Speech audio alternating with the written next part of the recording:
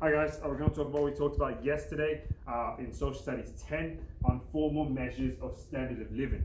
And so yesterday we said that we can actually measure quality of life because quality of life includes measurable and non-measurable factors. However, standard of living is essentially just measurable factors.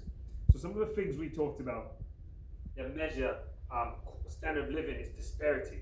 So essentially disparity is this gap between the rich and the poor. And so countries with higher levels of disparity tend to have lower standards of living. We also talked about the HDI, or the Human Development Index, which is a UN measure which measures standard of living using three things: life expectancy, literacy rates, and GDP per capita.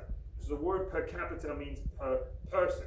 And so all these measures, whether disparity, HDI, GDP per capita, they're limited because they're just averages. So they don't tell specific stories of specific people. They're people above the average and the people below the average. And so last thing we talked about is internationalism.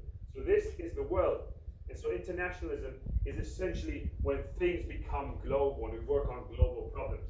And so an organization that's working to internationalize the world and make sure that we find global solutions is, hold on,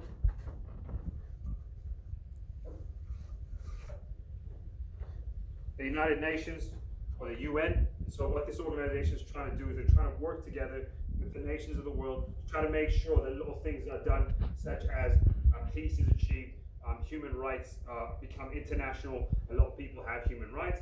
And so they signed that document called the Universal Declaration of Human Rights.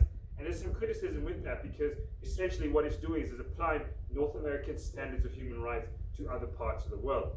That's a quick review of what we talked about today. Please make sure you go over your notes. Have a good break.